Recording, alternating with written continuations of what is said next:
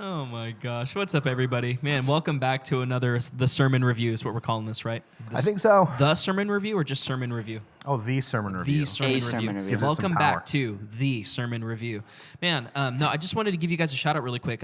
This last weekend, some of you guys had come up to James and I, and even in past weeks, even to Nathaniel, and just said how much of a... Nobody's talked to me about it. Oh, really? Yeah, they've been ghosting Oh, me. I'm sorry, dude. I thought you got... Anyway, well, you guys had come up and said how much, how cool of a blessing this was to go live and to talk about the sermon and deep dive into the scriptures and really kind of talk about the things that were left on the cutting room floor, as it were. So I'm excited. So thank you guys for tuning in and for doing that. And for being nice. And for being nice, absolutely. So Yeah, I would like to reiterate, not to me, but to these guys. No, I'm just kidding. well, the other thing here too is that for the first time, I think we actually have the three of us sitting at the table Yeah, the to gang's talk about gang's the all sermon. here. We are all here. We got the gang back together. Isn't that a Yeah, thing? Anyways, probably. yeah. So this week we were talking about the wisdom and money. A really, really great scripture. I'm actually, James, do you have it with you? I'm going to put you on the spot this time. I'm just bringing up the outline right now. Dude, I got it, man. You got it? Well, actually- Yeah. Proverbs 3, 5, and 6. Oh, yeah. Well, before you get got into it? that, Oh, that okay. he's speaking about outline, did you want to talk about the... Oh, I do want to talk about this. Yeah, talk about it. Okay, Go there. so viewers out there in the world that may not know this. Okay, James, you put this together, right? Is that right? Can I give Yeah. credit to you? Yeah, I'll Okay, take some credit. Yeah. So sure. I'm just tossing it out at this point. So James is really the mastermind behind this. And on the website that I'm sure you guys are familiar with, sheltercovelive.com, you can go to interactive sermon notes. And boy, are they interactive because they trigger something in my little monkey brain that I just absolutely love. You get taken to, on that interactive sermon notes link, you get taken to this page that is literally just that. It's the notes. And it has all of these blanks, right? So for example, for this weekend, it was wise people are not enslaved to, and there's a blank right there, and it's blue. You can type on it. You type in our first point, people or things, and the blue line that underlines it turns green. And it's like, my little monkey brain like really likes that little That's switch. right. I'm And if like, you type yes. in the wrong thing, if you'd have said whatever it wasn't, Yeah. the right answer at that point, it would have highlighted in red and told you that you could reveal the right answer if you want. Or it Really? could tell you to Yeah. try again. Yeah. Dude. Yeah. It No, makes, it's a really cool way to be engaged. I mean, if you're makes not listening using these fun. interactive sermon notes, my advice would be to check them out. They're a great way. And you can type in your own notes too, and then Yeah, you can that's right. email them yourself. just It's gonna like a ask that. PDF. And Dude, really? Yeah, check it's- that out, it's man. You pretty tap cool, that yeah. little button, get your own spot. You can type in whatever you want. Pastor Jeremy's looks really good today. If you want to type that in, I don't know. Hopefully, I don't only think Kelly's. anyone's typing Hopefully, that Kelly's in. the only one doing that. And then you can email it right at the very bottom. Wow, You can email it dude. to yourself. I'm living in the or Stone Age, Email man. it to people who are not you. You said it to random people. Yeah, just send it to people who needed to read the sermon notes. That's fine. That need to read the jail. So yeah, looks that's good. also available on the app as well. gonna So if email you're it to not James using right now. that tool, for sure, get involved on that. Yeah, I use it every week, and I love using it. I just sent it to you. Oh, thanks. Your work email. Did you? Yeah. That's pretty fun. Thanks for sending me that. Anyways, so yeah, make sure you do that. That's how I followed along with the sermon. That's awesome, dude. So if you saw me on my phone, that's what I was doing. Just as a last plug to that, is the QR code for that? There's a QR code that's up on the screens, right on the LED wall that we have. Is that the same one? Because I saw it this weekend. I think for the first time, is like No, scan that's for just the if notes. you're new, or you can connect. Oh, that seat one. back Yes, ones. yeah. Yeah. That'll take you to the notes. Okay, yeah, cool. Yeah. Okay, so or if you have the app, it'll just be right there on the front page of the app. It'll update every single week. So just so that Yeah. you guys are aware, because there's lots of future. QR codes in our main sanctuary. So we're talking about the QR code that's on our screen on the stage, not the one that you'll find on the seat. For those of you guys that don't go to Shelter Cove, you should come and see this QR code that I'm talking about. Then you won't be out of this conversation. And Yeah. I did just receive the email. So there's my notes, James. So can you follow along, please? Well, let's get into it because J.O. brought a super, super convicting message this week about wisdom and money. And even before we started, I was telling you guys both, right? Like even just reading through my Stone Age paper notes here, like I am still processing some of these points that he made that are really good. So I want to dive into it. But wisdom and money. Nathaniel, will you pray for us and our viewers so that we can dive into this? I could do that. Please Man, do. double dipping on prayer. I prayed right before this too. God, we come before you. We just pray that you'd open up our hearts and our minds to what you have for us. God, as we continue to dive into your word, continue to unpack what Pastor Jeremy brought this weekend, what you ultimately gave to him to share with us, God, we just will ask that you help us, illuminate it, show us it in a new way. Lord, for some of these scriptures we might be familiar with, just kind of reveal something new or a different facet of your word that's living, God, we just are reminded of that. And so we, and we also just pray we have a good time as we do it. Lord. God, we love you. We praise you. It's in your name we pray. Amen. Amen. Thank you, bro. Well, guys, Got you. let's go out to point one. So I know that you kind of teased it already, Nathaniel. Wise people are not enslaved to people or things. Man, crazy point already just to start off the message. Do you guys have any thoughts? I mean, I have stuff, but I don't want to monopolize here. Well, kick us off, Victor. Yeah. Okay, yeah. So he references two scriptures that I want to just quickly share with our listeners. So we have Proverbs 22:7, which is the rich rules over the poor, and the borrower, is slave to the lender. That's one that, if you guys are familiar with Dave Ramsey, it's another person that we make lots of references to in this sermon.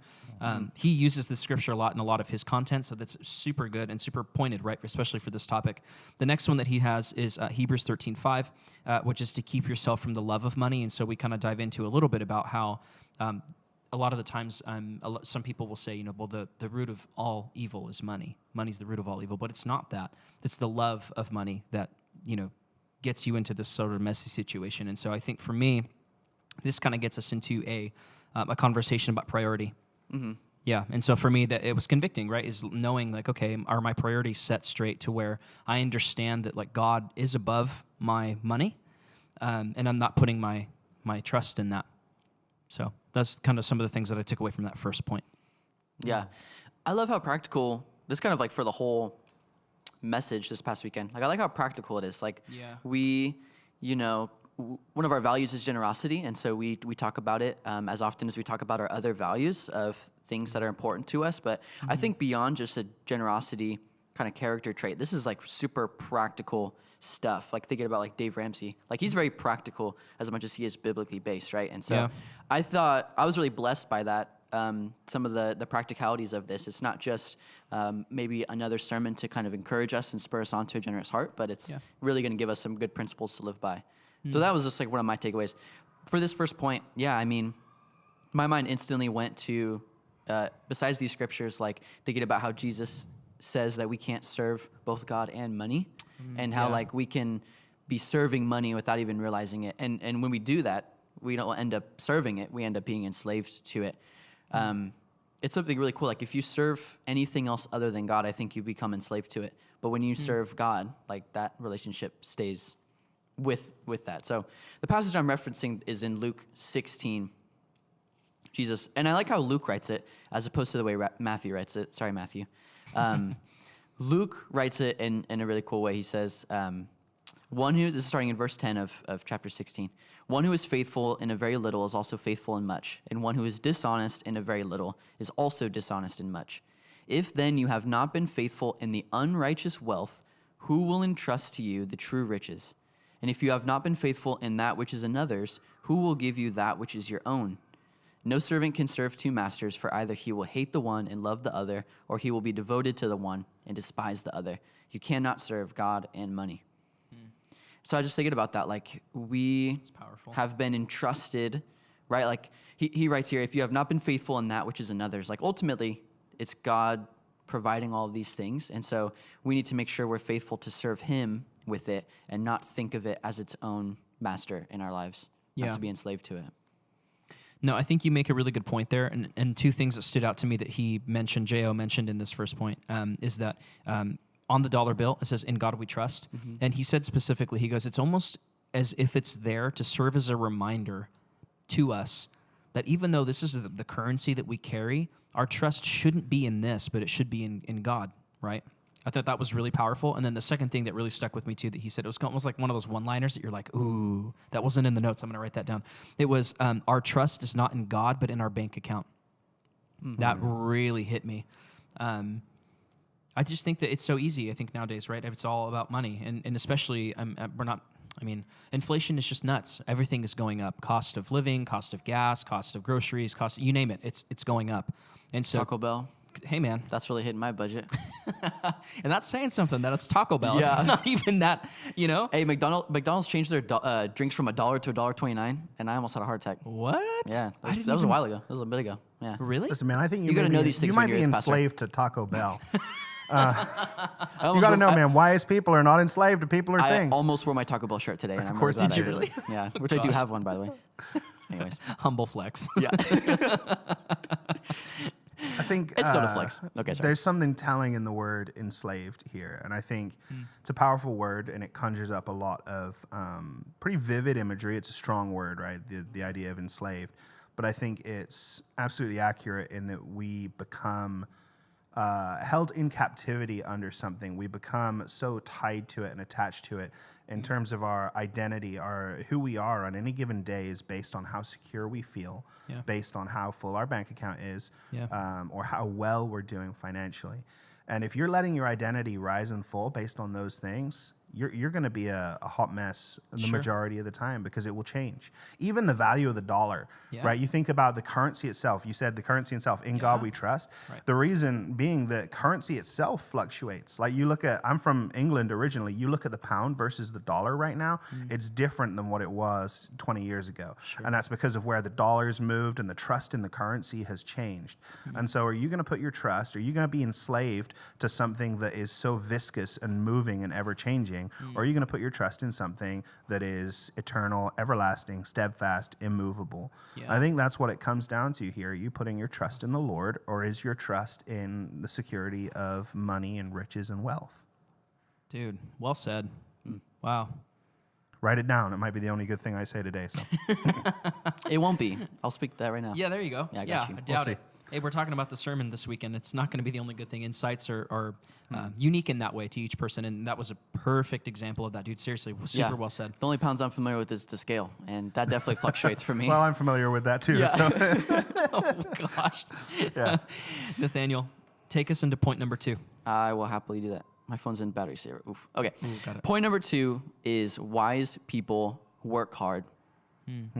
And I think that, there's so much to be said on this point. I think about how challenging it is when the Bible says that everything we do, we work as unto the Lord, as opposed to our boss or That's our Colossians manager. 3:23, by the way. Yeah, nice.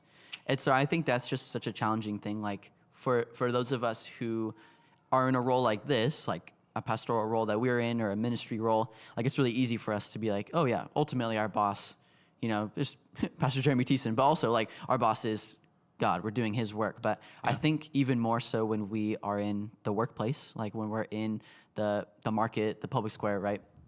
It's might be even more challenging for us to think like, oh, I'm working unto Jesus at this job that I have, like cleaning the pool or mowing the lawn or working at Amazon or running a business. And you know what I mean?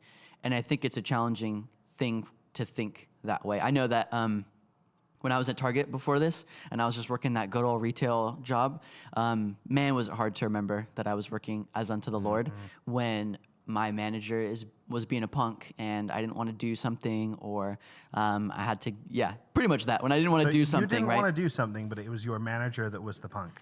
Well, they're probably not watching this, but anyways. I don't think it matters now either way. That's true.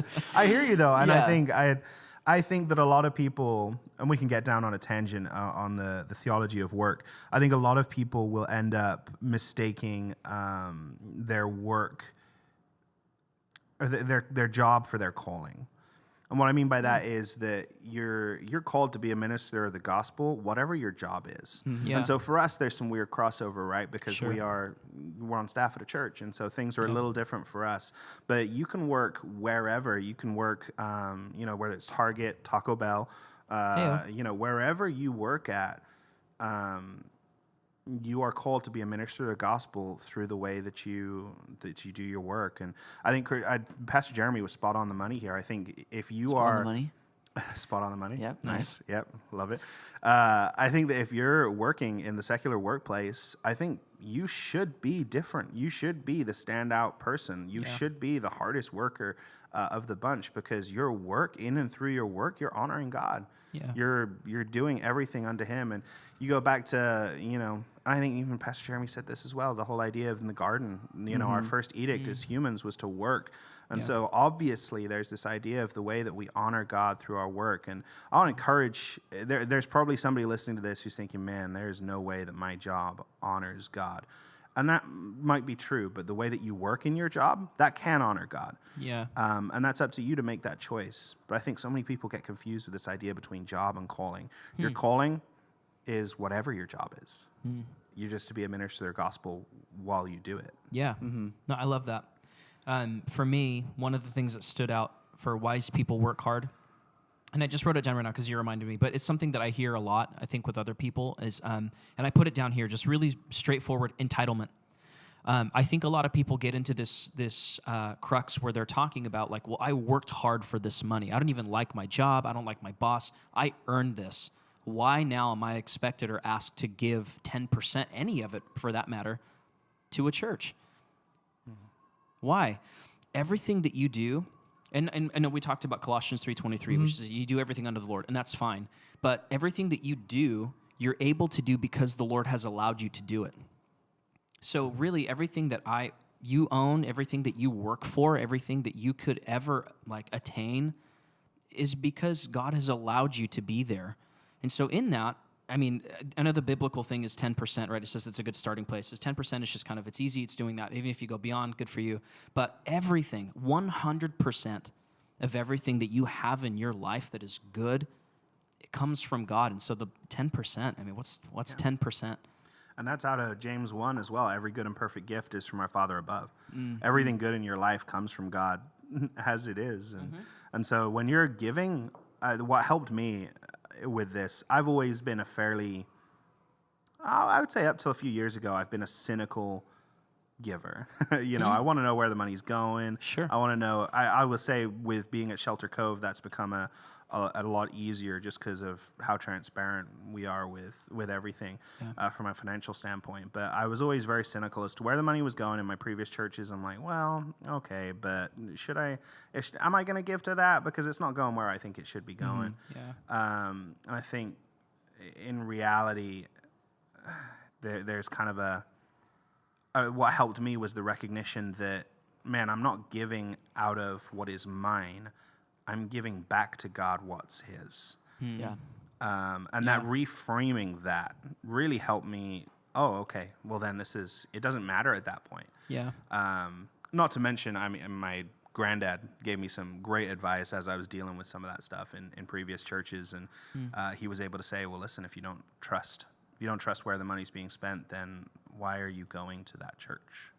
Wow. Why are you there? And so that was what helped me through that. But I think, giving back to God, you are giving back to God when you give your finances. You're not giving what's yours. Yeah. No, that's really powerful, man. Thank you for expounding on that. It's awesome. Yeah, like how you say reframe, because it's like, what I was thinking as you guys were sharing was like, it's a perspective thing. Like, how do you view money in general? But then also like, how do you view what you're given? How do you view what you're able to give back?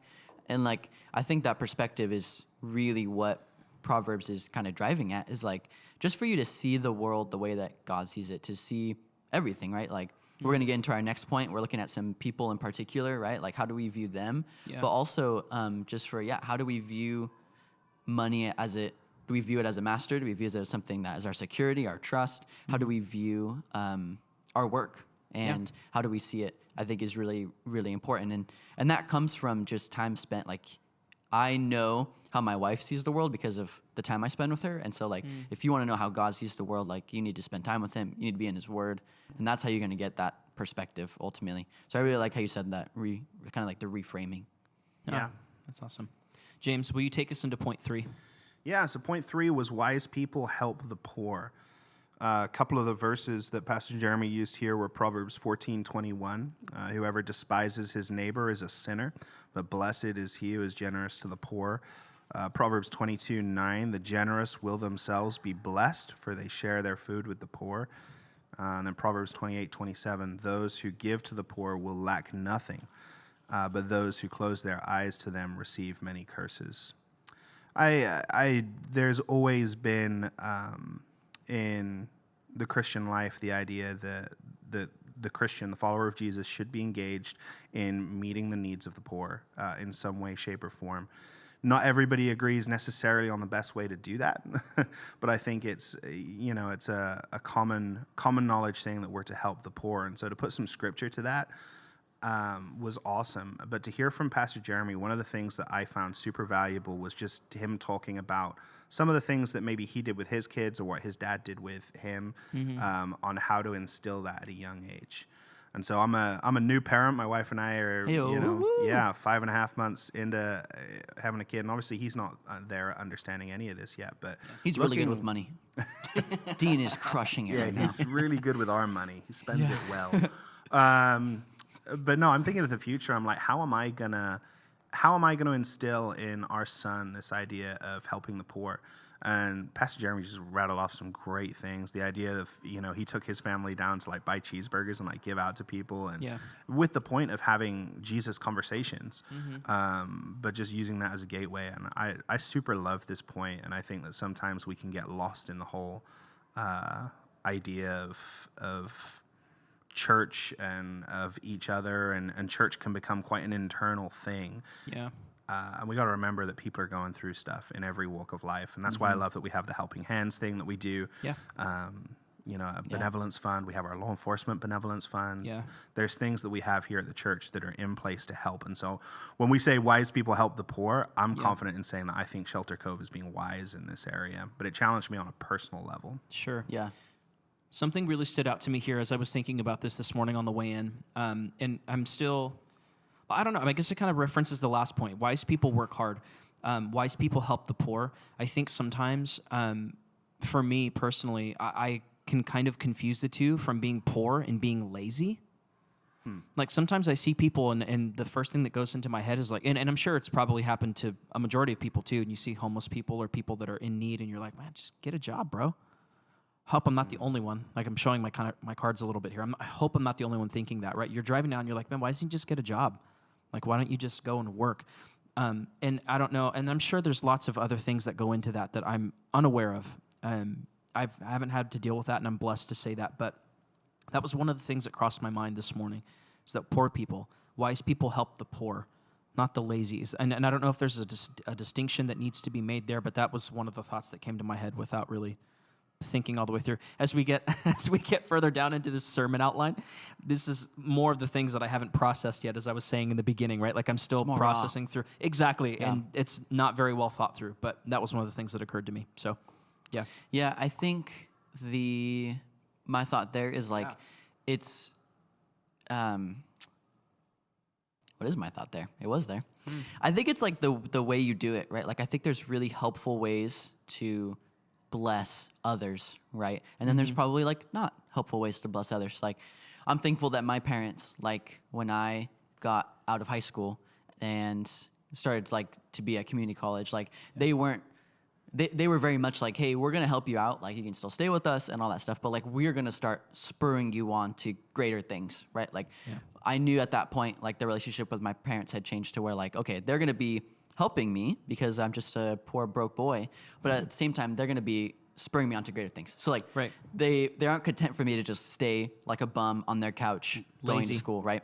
They were content with that, but at the same time they recognized that there might have been a need in that, and so like they helped me get a job and they helped me, you know, get to college and that kind of stuff at community college at the time, right? So I think it's a lot about the how you do it.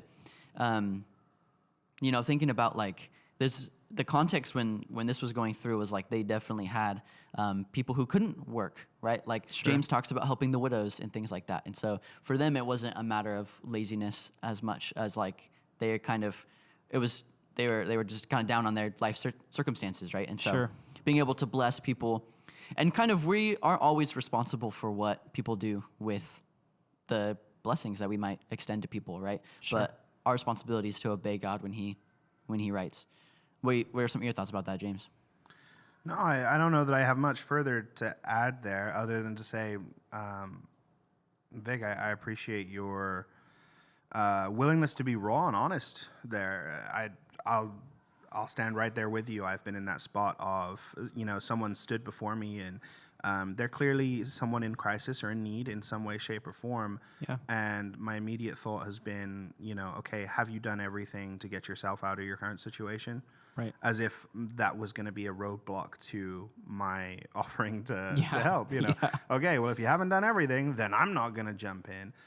And I think that's I think that is the wrong way to look at it. I don't think that helping the poor in this context means, okay, we're giving up everything. We're selling every belonging that we have to give to homeless people. I don't think that's what necessarily a biblical view of giving to those in need, but I think an others first mentality where you're walking around with your eyes open to people who need the love of Jesus, Right. thinking, how can I show the love of Jesus at this time? And for some people, it might be buying them a cup of coffee. It might be, okay, it's a cold morning, and man, this person's clearly been sat out here all night. Let me buy you a cup of coffee and a breakfast sandwich. Like, let me sit with you for a little bit, and just company, I think, is something that a lot of people are in need of. Yeah. But when we say in need, when we say poor people, I think really people's biggest need is Jesus. And yes, there are physical needs that we can help meet, and yes, I think we should do that. Yeah. But every time we do that, we got to be focused on the biggest need being Jesus. That reminds me of the story of, is it, oh gosh, I'm going to butcher this. Is it Peter and John with the man at the gate? When they heal him, it says, silver and gold have I not, or I can't remember, riches and money I have. Yeah. Essentially, I don't have the financial means to give you anything, but in the name of Jesus, get up and pick up your mat and walk, right? Yeah. Right. And so I think that's the story that came to mind there. Yeah, is and that he because says of it in a really Jesus. cool way. He says, but what I do have, I give to you. Yeah, in the name of Jesus, pick up your mat and walk. Thank you. And so that's really cool. And I'm glad you mentioned that, James, because like I think there's a tension that we have to hold of like, let's keep the main thing. Like the gospel is going to be the solution to any of life's or culture's problems, right? Like our nation's problems. It's always the gospel. Like let's keep the main thing. But the tension is like, okay, let's not extend a prayer when we can maybe extend a helping hand at the same time, right? Right. Like let's let's hold them together. You don't want to be the guy walking past the Samaritan who's on the, or that's a great the example. guy that's on the ground. Walk by, oh, praying for you, man. And just keep on going. Like where we can help, I think we should help. I think that it's in today's culture, I think it's gotten difficult to discern the best way to help. Yeah. Because things like drugs exist, things like alcoholism are rampant in the homeless community, and so knowing how to help in the best possible way, and that's why I think that partnering with people like, and Pastor Jeremy mentioned this, partnering with people like the Modesto Gospel Mission, people who know this, they know this world inside and out, they know exactly what they're doing, they have teams trained to be able to execute on the ground level. I think that partnering with them might be the kindest way to be able to instill some change in that area, because I don't know enough. I can meet a need. I can buy a coffee. I can buy a hamburger or whatever. Sure. But at the end of the day, I'm not going to know the best way to carry someone forward through. Modesto Gospel Mission does, and that's they're one of the organizations I'm so proud that we partner with. Yeah. And I love the work that they do. And man, you got to check it out. If you don't know what they do, come find us here on the weekend, or check out their website. They're doing some really awesome stuff. Yeah. Dude, that's incredible. Yeah, no, this is a really good point. Thank you guys for kind of walking through with me. Truthfully, just about that thought that I had that was raw. I like the way you put that. It was just like unthought.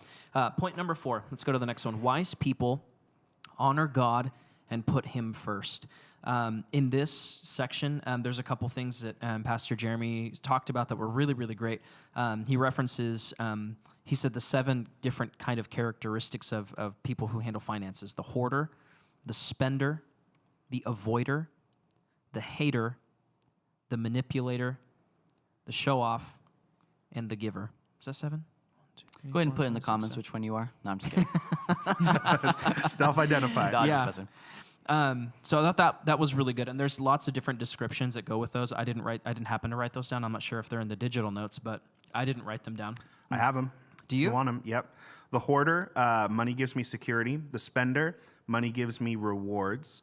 The avoider, money and bills stress me out. The hater, money is evil and dangerous. The manipulator, money buys me influence or control. The show-off, money gives me status through possessions. Or the giver, money is how I show God and people love. Well, I'll be the first to show my cards. I know you said put it in the chat or in the comments or whatever, but I'm just going to go on because I feel like I want to go there, and I'm going to do it. So for me, I feel like I identify with several of these, if I'm being honest with you. So giver is one of them. Let's just get that out of the way first, because I'm about to show you how horrible of a person I am. Yeah, yeah, and that's worth clarifying really quick before Oh, sure. Person. No, I'm just kidding. That it could be a lot of these different things. It could change over time, right? Sure. Like with most ways to describe yourself, it could change over time. Yeah. So, So givers. Give Victor time. I was excited to hear just how bad a person he is. oh, right. I'm a giver. Let's stop there. No, just Yeah, kidding. okay. Yeah, exactly. So no, giver. Let's get that out of the way because I do that. I love this church. I love what they're doing. So I'm happy to do that. The other thing that I am is I'm definitely spender avoider. Probably somewhere in like a good dynamic of those two, and then also show off. Probably those three of these. Yeah. I mean, I'll match you. Yeah, let's do I'll it. put the cards on the table too here. I'll say I would not. I give, my wife and I give. We prioritize tithing every single month. I would say to say that money is how I show God and people love. That's a fairly recent development for us. I don't think awesome. I don't think that that's always been there, but I Yeah. think we're getting to that point. Good for you I guys. think that I personally, I think probably the hoarder. Money gives me security. Knowing there's money in the bank, I think, Yeah. I just feel better about it, and Sure. which I think is somewhat natural. But then also the spender. Money gives me rewards. I love hitting Amazon. I love getting the next tech. For me, coffee is my thing. And so specialty coffee, like the next specialty coffee gadget or some fancy specialty coffee. Name drop the that I best can order. the best coffee shop in Modesto that The you like best to in go Modesto? to. Yeah, that you like to go to. There's a couple of good ones. There's the one inside of what is it, Cornucopia? Yeah. Oh. the Cafetina. Cafetina, yes, Yeah. inside Okay. of Cornucopia, the health foods place, and then Preservation's always a good hang as well. Okay. But I will say our coffee shop here at the church is Oh, the yeah. best when it's open. Yeah. Yep. During Please our continue. weekend services. So specialty coffee. You were talking about. the Yeah, things and you so I like to spend. spend money. I like to spend Yeah. money on that, and I love getting that feeling of unwrapping something, when it gets Yeah. home. Now I've had to dial back on that. Obviously, this whole list speaks to your relationship of money, and if your relationship to money is anything other than purely the giver, there's going to be a little bit of play here. You know, Sure. you're never going to be entirely one thing or another. I think Right. that's well said. But I think it's all about your relationship. Are you purely the manipulator? Money buys me influence and control. That's not healthy. Right. As much as, money gives me security is probably not a healthy way to view money. My security should be in the Lord, In right? Christ. Yeah. So, Well, I was going to say too, so viewers and people that are tuning in are going to watch this back later. As you guys go through this, please be really, really honest with yourself. This list is only going to be as valuable as you are honest. So if you're not willing to be honest with yourself about like, you know what? Yeah, I am a hater with my finances. Like I just hate, I forget what the description was, but the idea being that I just don't want to deal with it, right? Or maybe that's the avoider. I might be getting them confused, but regardless. haters, money is evil and dangerous. There you go. Yeah. So you just don't want it. Which or- is kind of true, actually. Whether, well, the love. Right? yeah, the hater just leads it to it too much. Yeah, yeah, probably. yeah. So anyhow, just be Yeah. honest with yourself. That's the message here. Be honest with yourself. The second thing that he said, I want to kind of move to the next thing that stood out to me, and it's a quote by Dave Ramsey. It says, "We buy things we don't need with money we don't have to impress people we don't even like." Yep. I mean, I don't. Yeah. Dave Ramsey, if you're going to watch this podcast later, thank you for that nugget of wisdom. It's incredible. So those were the two things that stood out to me, and one more scripture reference, but I'll get to that in a second because I want to give you guys a chance to talk about this last Well, point. do you think that? I mean, do you think that's something that you guys have struggled with at all? That whole we buy things with money we don't have to impress people we don't even like. Is that something? Is that something that you'd say you'd fallen into? Because I think that's a great phrase, and I like the phrase, and I think it's true for a lot of people, maybe, or some Sure. people. I think that actually there's something deeper than any of this. And I think Pastor Jeremy hit on it a little bit. Yeah. And I think that sometimes people spend and people deal with money in a way that medicates something that's a lot deeper under the surface. And sometimes it can be Yeah. a lack of trust in the Sure. Lord. Sometimes it can be a lack of faith. But more often than not, I think there's trauma that can happen, and people are medicating some trauma and some Yeah. background stuff through the way that they treat money and they spend money. And so, yeah, I think sometimes it's about impressing people, or sometimes it's about, buying the latest stuff so that you fit in and you're cool. But I think that also it can be about something that's far deeper and far further under the surface than that. No, that's a good point. I think J.O. said it like this. He says, "It's you play the comparison game." That's I think what he said verbatim. So You buy things and you're just doing to compare because you play this comparison game. Oh, I want to be, as you say, right? I want to be on the latest trends, or I want to have the latest Jordans, or I want to have the coolest iPhone, or whatever it is for you. I think that's kind of what that is. And to answer your question though, do I feel like I fall into that? Personally, I don't feel like I do. I'll just kind of share with you my philosophy, and not that it's right at all, but for me, I take a lot of pride in the things that I have only because I feel like I honor God through them. And so when I take good care of the things that he's entrusted me with, they show honor to him in that way. So for example, I have for those of you that are interested in musicians, please actually, that we're leading into, I have a huge need for musicians here at the church. So I'm a shameless plug. If you're a musician, there it is. There it is. Boom, there it is. Let's land on that for a second. Seriously, if there are any musicians out there that are listening to this, I want to give you the time you need to do this. If you're a musician and you're in the Modesto area and you are involved in Shelter Cove in any way, shape, or form, we need to hear from you. Like, let us know. Call into the office or send us an email. It's always going to be our first initial and our last name at inthecove.com. Yes. So make sure you get in touch with someone here at the church. Let us know if you play an instrument because, man, that is a huge need right now. Dude, thank you. We have an awesome worship team. Vic, you do an incredible job with it. Thank you. But, man, we need more. We need more musicians to help us with that, right? Well, thank you for that. Yeah. Yes, we do. So what I was going to say is that for those of you that are interested, the acoustic guitar that I play every week, it's particularly expensive. We don't need to get into the price of it now, but the reason why I spent that much money, and it was a big point of contention between my wife and I. It spent a lot of months. I bet it was. Yes, it was. It was a lot of deliberation, a lot of careful, intentional thought. But when we bought it, I think the last conversation I had with her about it was that I want to honor God, and I have the means to do it in this way, and I think I want to do this because it's going to honor God this way, and I have a feeling like this is going to be a part of my life for the rest of my life, and this is an investment that I want to make.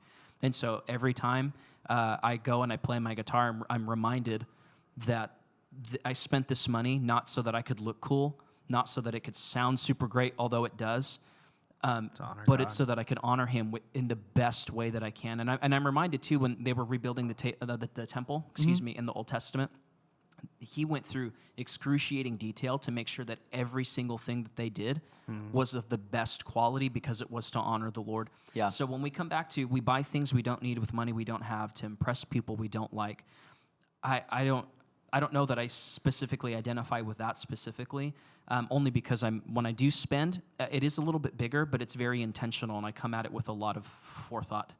Well, dude, what a great roadmap for making a purchase. Like, I feel like you could write that down and look at it every time you're about to make a purchase.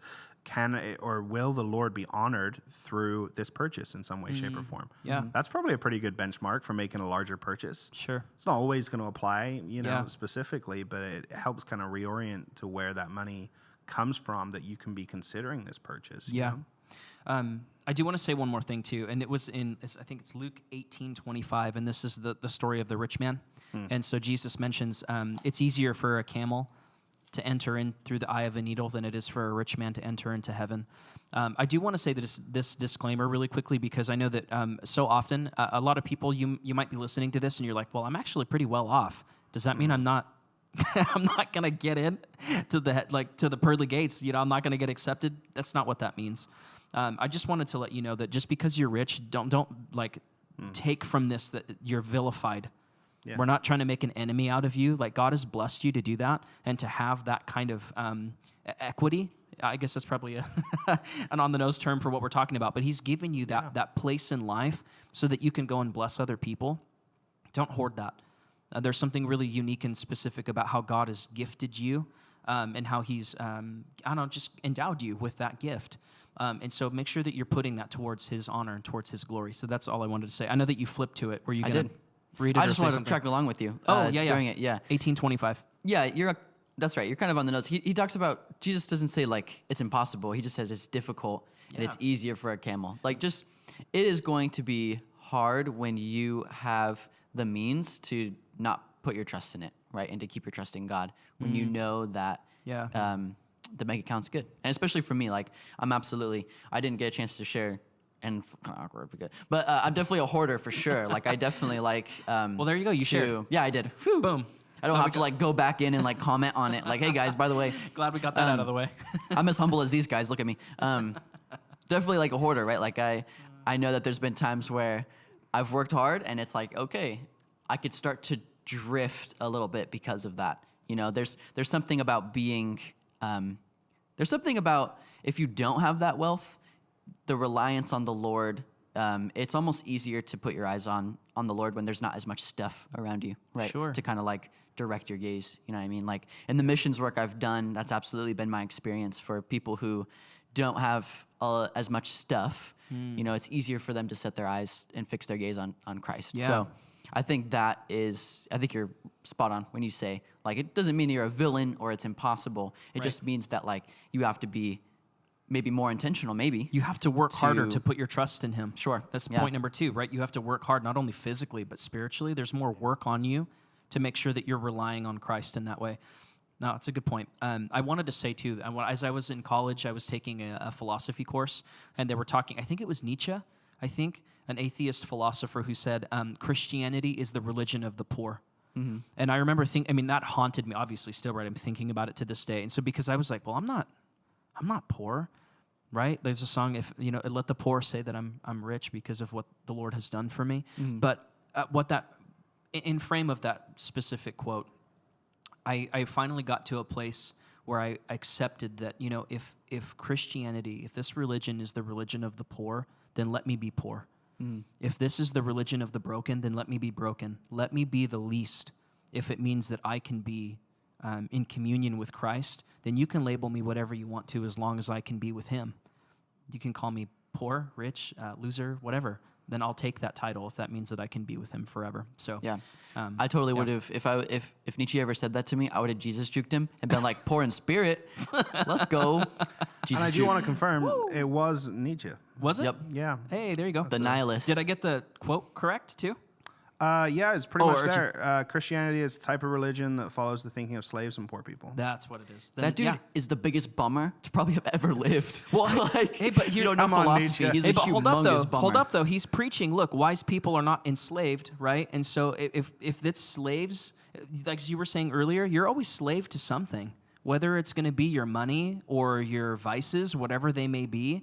But learning and reframing your spiritual life to be enslaved to what Christ is calling you to do and to be broken and to be poor in the things of this world so that you can honor Christ, then call me poor, call me a slave, call me whatever you want to call me. I'll take it if it means that that's what I can be partaking in the honor of knowing Christ. So anyways, this is a really good tangent to take. But last, we're almost at the end, guys. Listeners, thanks for hanging out with us. Yeah. The last thing, questions to consider. Nathaniel, take us there. I got you. Come on. Questions to consider.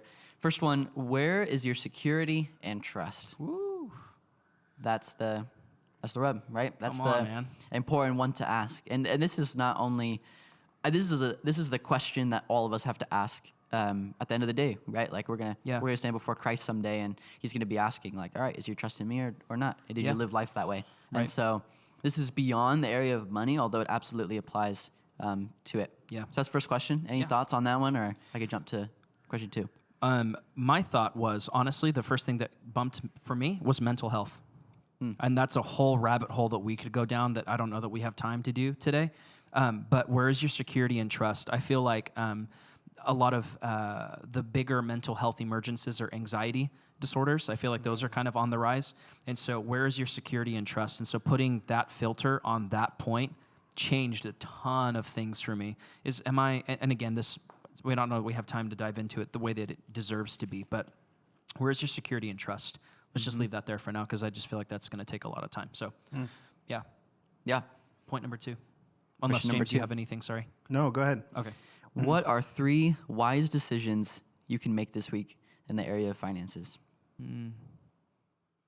Did you guys write things down for this? Well, there was on my Stone Age paper, there was no room for me to write anything down, but I did think that's why you didn't? Yeah, that's why I did. Oh. I told you I was a bad person. I couldn't write anything down because there was no room on the paper. But I already told you I was a bad person, so we got that covered. Oh, right. You should have known. No, I did think about it, though. Truthfully, I did.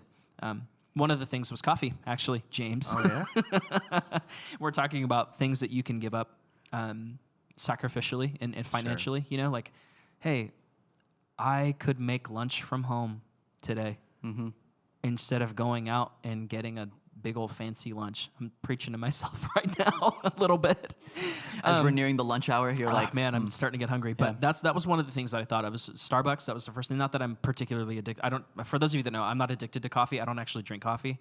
I know it's probably a sin. I shouldn't have said that on the podcast, but here we are. Well, I'll pray for you later. It's all right. Thanks, James. I got you. Starbucks, I know, is a big thing for people.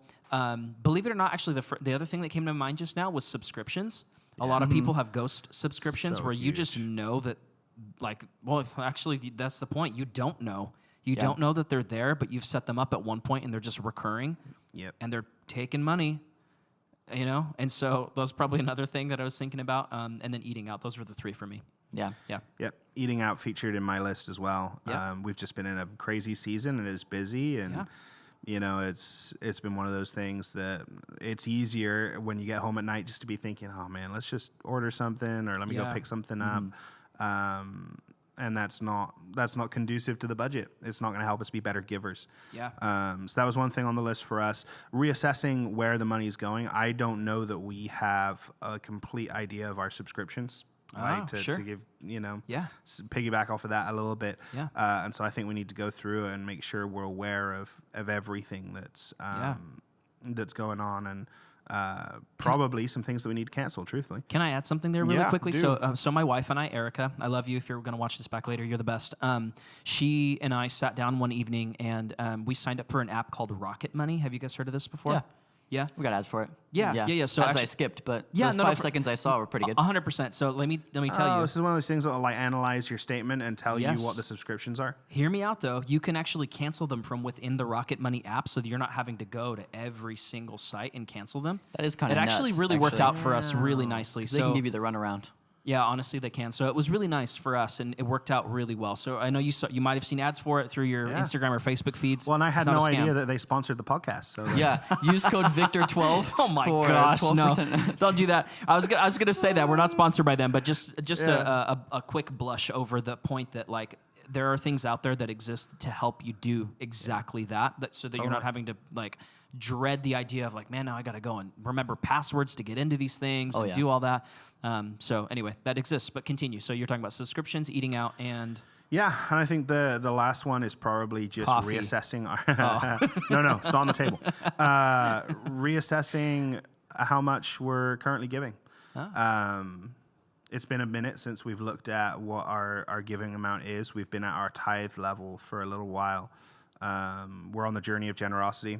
Good for you guys. Yeah, and so we're at that tithe level. We want to be at tithe plus, though. We want to be giving more.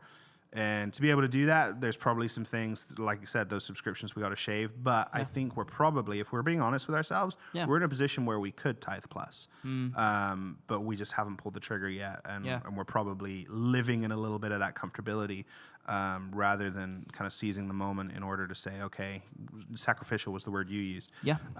What are we going to give up so that we can be better givers here? And I think that those were the three things that really popped up in my mind when Pastor Jeremy asked that question. Yeah. Natty B. You're going to be moving to 10.1% tithing. You're going to be like, that's the plus right there. Listen, man, whatever it takes. Yeah, that's right. It's not that amount, that's the heart. I think R3, one of them we just started doing, like my wife and I just started doing. I said earlier I'm a hoarder for sure, but I'm also like a baby spender in that like a baby I spender? won't buy big stuff, but I will buy a billion little things. Like okay. I won't go out and buy a PlayStation 5 because you can't, but I won't go out and buy a PlayStation 5, but I will buy a PlayStation 5's worth of like Red Bulls, like, or like McDonald's, right? So like it will add up really fast. You really shouldn't drink that much Red Bull. Illustration, but and exaggeration, hopefully. Yeah. Well. Okay. Yeah. I don't know where to go from there. Derailed. A doctor. This is where you go from there. I should go to the doctor. Yeah, I should. I really should. Oh but what was I saying? He's I was spending saying a bunch of little things. So the self-control of like, yeah. here's the exact amount of money I have to spend on whatever I want to spend, but it is limited, right? Pull out the cash. Like Dave Ramsey is a big fan of using cash as opposed to credit cards, right? And all that kind of stuff. So So that's been one. So that's kind of like a step we're already taking, or a way we're already have thought through.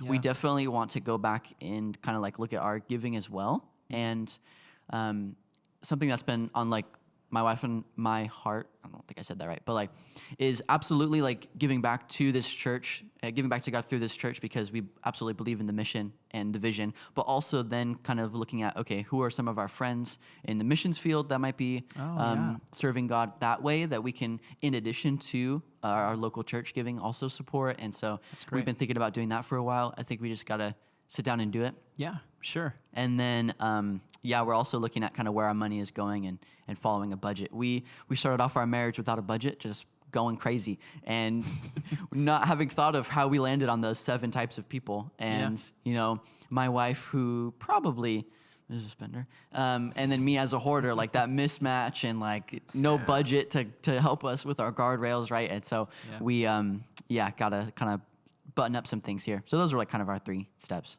Yeah. Great.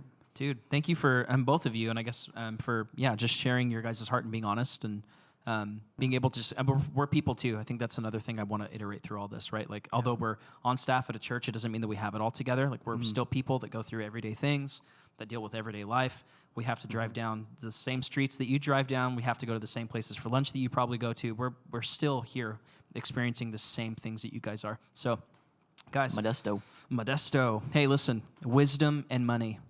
Man, what an incredible message that kind of moves us to being able to, as you were saying earlier, get into some really practical steps about how to honor God with our finances. And so I'm looking forward to next week, which is communications with friendships. Yeah. Yep. Friendships. I think it's friendships. It's not relationships. I think it's friendships. I think it's friendships, but it's not Friends, the show, but it is friendships. Oh. No, I'm just going to watch an episode of Friends. That's not how sermons work. I'm excited for that one. Just some next steps, I guess, for if you're looking for a next step out of this sermon. Oh, sure. There are things coming up in the fall that we'll keep you guys kind of aware of, but there will be another money-related group. So we've just got this done is like a through sneak peek, like podcast exclusive. no one else is kind of out there on this yet, but there will be another money group. So we've just done Financial Peace University and some really cool stories of what God is doing that we're hoping to share out of that. I love that name, Financial Peace, like how to be at peace in your finances. Yeah. And it's Dave Ramsey's thing, been doing it for years, and so it's a great program. I don't know that it'll be that exact one in the fall. It might be a different one, but either way, we'll be doing a money class or a money group in the fall. And then also there'll be another estate planning workshop coming up in the fall as well. And so we just did our first estate planning, talking about living trusts and kind of initiating that here at the church. And so there'll be another one of those coming up in the fall to look out for. But those are a couple of your real easy steps on how you can start thinking about being wise with money and taking some steps towards that. So a couple of sneak peeks for you. Hey, that's smashing. I figured you'd appreciate that from thank you. Mr. UK. Smashing. Terribly good. Yes. Smashing. Hey, guys, thank you so much for tuning in. Listen, if this was edifying for you, please make sure that you go and watch the sermon. Send this to a friend. I'm sure that it would bless them just as much as it's blessing you if you're going to share it with them. So thank you guys for tuning in. We'll see you guys next Monday. Thanks for coming. Bye. Bye.